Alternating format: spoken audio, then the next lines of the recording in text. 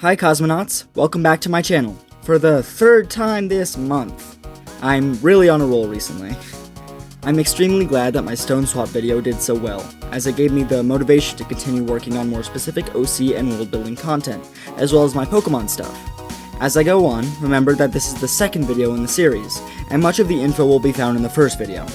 That being said, I'm still going to run down the basics. I have issues with how Gigantamax was handled in Sword and Shield. Many of the designs are too believable as Mega Pokemon, and it fails to separate the new designs from the only other form change gimmick. Along those lines, I scrapped many of the existing Gmax Pokemon, those being the one that seemed too Mega-like to me. Keeping that in mind, I scrapped 19 Megas. If you want to know who, watch the last video. I'm not going over that entire list again. In the last video, I designed 3 new Gmax Pokemon, those being Galvantula, Ice-Q, and Cursula. This brought the so-called Gmax count from 13 to 16. In this video, I will actually be redesigning 2 Gmax forms, as well as creating 1 new one, bringing the entire count from 16 to 19. With all my basic nonsense out of the way, let's explore these designs. The first design of this video is my take on Gigantamax Polteageist. Like always, I started my drawing by defining the shape of the stadium, but unlike my usual process, I actually wound up doing the stadium twice. The first time I did it, it was bad. This is primarily because I didn't think the stadium was large enough to fit the gargantuan teapot I was putting in there. You can actually see me shrink the stadium another time to give the guy some more room. Once the stadium was good and ready, I added the colors and the shining moon in the background and all that business. Once that was done, I started color blocking my liquid serpent thing. You can see me using gray for the teapot and teacups here, while I use purple for Polteageist's body. This is particularly unusual for me, as I tend to rely completely on gray for my colors. Regardless though, I really like the shapes I wound up using, which meant the sketch was fairly easy to finalize. Unfortunately though, the line art was much harder for me. This is because Polteageist has a fairly complicated teapot that used many colored lines rather than my usual black lines, which kind of short-circuited me. It was really strange, like the thought of colors in my lines was completely impossible. To be fair to me, I don't usually do my line art this way. Once I finally finished line art, I got to do some funky colors, mostly pulling directly from Synesty's and Polteageist's original artworks, which you can see me referencing through the entire process. With some brief shading and adding some glow, I'm done. Let's look at Gigantamax Polteageist. With the max move, Gmax Dish It Up. Another 2-turn move like Cursula's, where it causes rain in the first turn and poisons any mon on the field in the second turn. For being the only non-redesigned piece in the video, this wasn't all that bad. The Gmax count now lies 17, so let me know what you think.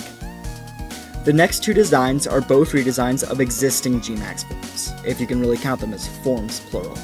That is, of course, Gmax Appletun and Flapple. These Gmax forms are abysmal. I'm sorry.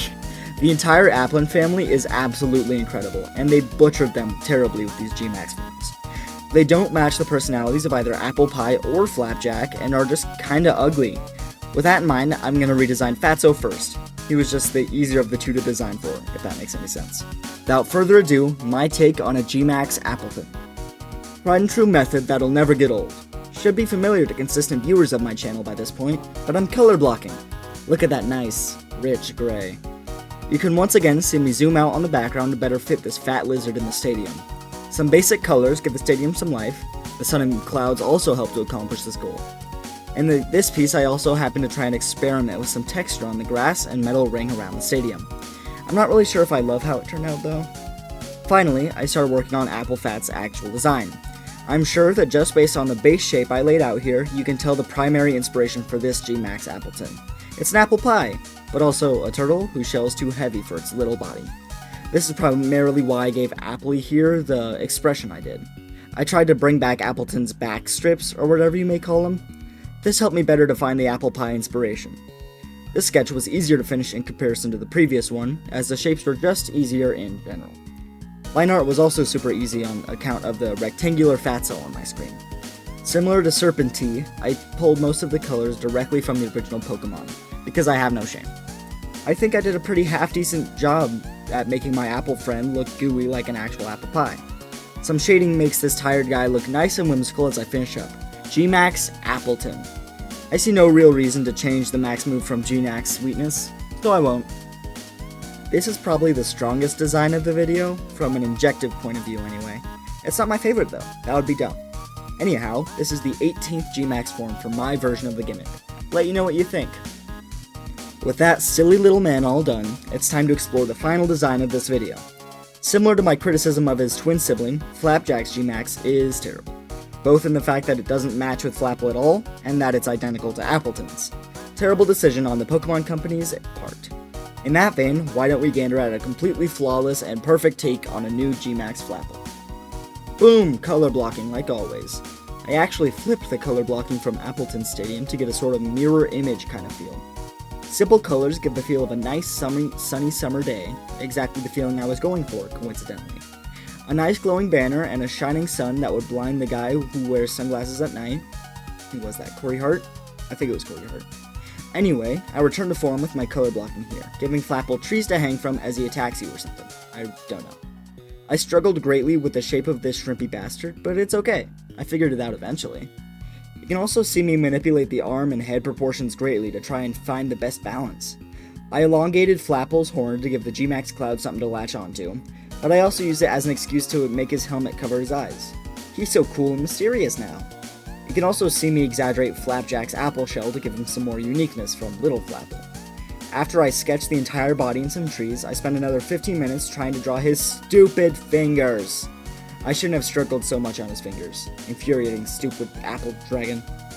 Grudge aside, I did finally finish his fingers and moved on to simple line art and colors and shading, and then I was done. Tell me what you think of Gmax Flapple with Max Tartness.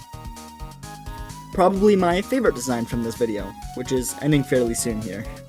Let me know which of these designs is your favorite.